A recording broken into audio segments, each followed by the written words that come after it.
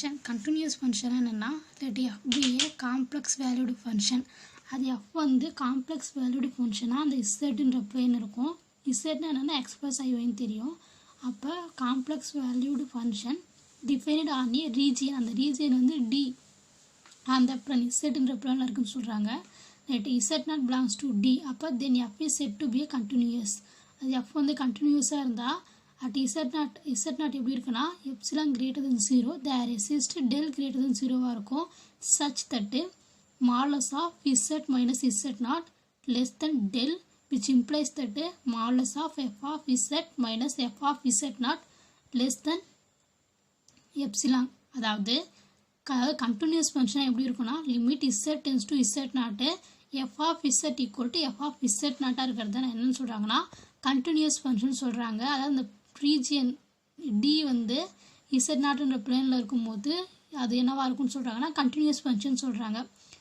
அப்ப நமக்கு limit z tends to z0 f of z equal to f of z0 ன்றது continuous function தெரியுது இத பேஸ் பண்ணி ஒரு சம் இருக்கு அந்த சம்ம பார்க்கலாம் நெக்ஸ்ட் டெஃபினிஷன் என்னன்னா டிஃபரன்ஷியபிலிட்டி என்னன்னா let f be a complex function defined in a region d z belongs to d then f is said to be a differentiable சொல்றாங்க at z if limit n tends to 0 f of z plus h minus f of z h exists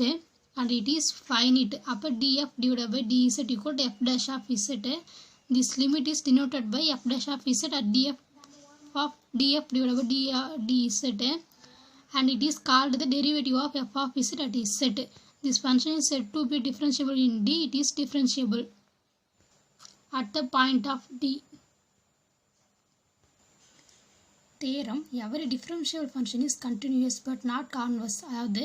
எல்லா differential function என்னவா இருக்கும் சொல்றாங்கன்னா continuous இருக்கும் அந்த தேரத்தோட concept first என்ன பண்ணனும்னா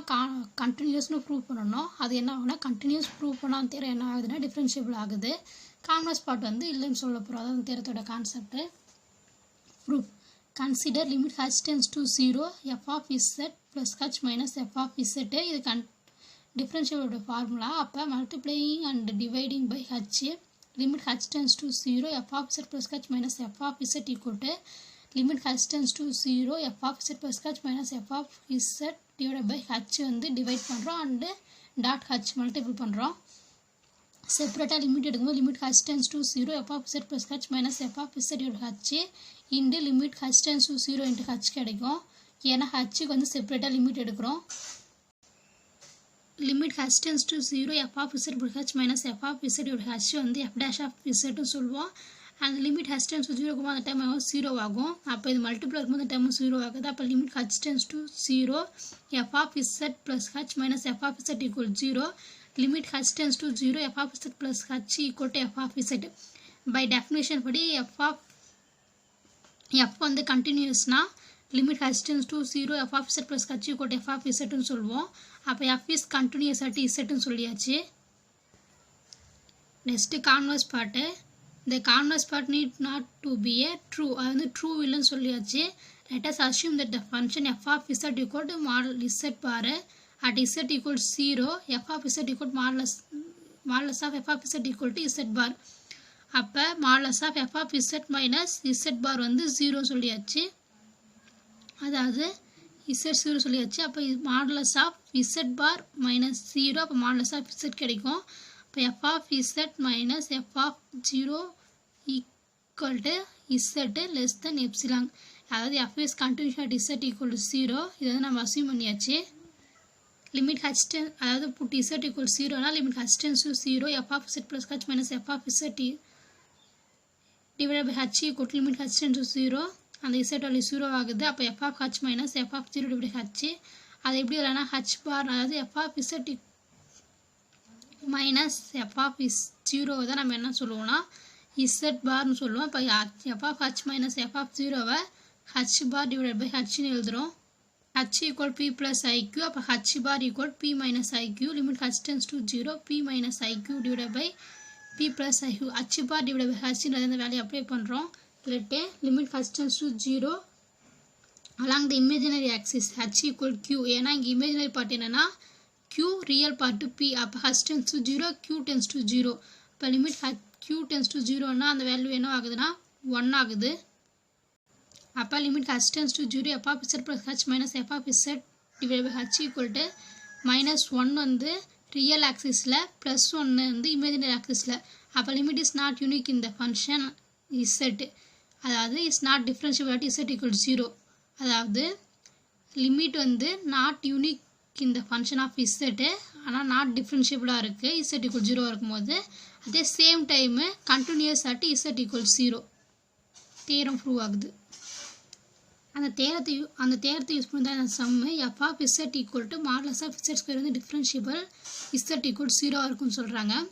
இது என்னன்னா நம்ம ஃபஸ்ட்டு கண்டினியூஸ் சொல்லணும், அதுக்கப்புறம் டிஃப்ரென்ஷியபிளாக இருக்கும். இந்த கிவன் ஃபங்க்ஷன்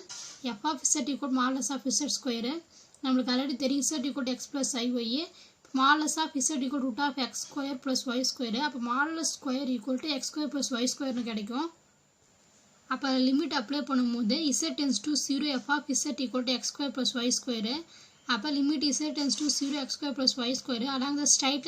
லைனோட ஃபார்முலா என்னன்னா y equal to mx. அப்போ இமேஜினரி பார்ட்டு yக்கு வந்து mx சொல்கிறோம். அப்போ limit z tends to 0 f of z equal limit z tends to 0 x square அப்படியே இருக்கும்.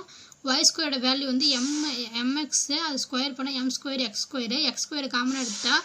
1 plus m square இருக்கும். அப்போ z tends to 0, அப்போ இந்த டேர்ம் என்ன ஆகும்னா 0 ஆகும். This is the limit point. The limit is unique. This is a limit பாயிண்ட்டாக இருக்கும். இந்த லிமிட் பாயிண்ட் இஸ் யூனிக்காக இருக்கும்போது ஃபங்க்ஷன் வந்து கண்டினியூஸ் சொல்லியாச்சு. இப்போ என்ன சொல்லணும், டிஃப்ரென்ஷியபிள் சொல்லணும். டிஃப்ரென்ஷியபிள் சொல்ல f dash of z equal to limit z tends to z not f of z minus f of z not divided by z minus z not சொல்லுவோம். இப்போ f dash of z equal limit z tends to 0. அப்போ f of z minus f of z not தான் நம்ம என்ன சொல்கிறோன்னா modulus of z square minus 0 divided by z minus 0 இருக்குது. அப்போ modulus of z square value வந்து x square plus y square minus 0 already இருக்குது. z value x plus iy. இந்த டேர்மில் z tends to 0னா xோட வேல்யூ 0 தான் இருக்கும், yயோட வேல்யூ 0 தான் இருக்கும். இப்போ என்ன ஆகுதுன்னா 0 ஆகுது. இந்த ஸ்ட்ரைட் லைன் வந்து y equal to mxன்னு இருக்கும்போது 0ன்ற வேல்யூ கிடைக்குது. அதுக்கப்புறம் என்னென்னா f dash of z equal to limit z tends to 0 x square plus m square x plus im. அதாவது x ஓட வேல்யூ அப்படியே இருக்குது, yயோட வேல்யூ தான் என்ன பண்ணுறோம் mx இது பண்ணுறோம். அப்போ m square x square கிடைக்கும். இப்போ x square காமன் எடுத்துகிட்டு 1 plus m square எழுதலாம், x வெளில எடுத்துகிட்டு 1 plus imன்னு எழுதலாம். அப்போ மறுபடியும் இந்த டேர்முக்கு z tends to 0 கொடுக்கும்போது என்ன ஆகுது, 0 தான் ஆகுது. அப்போ f of z equal to 0 f dash of z equal to 0. அப்போ f of z equal modulus of z square is a differentiable at z equal 0 போது இந்த சம் முடியுது.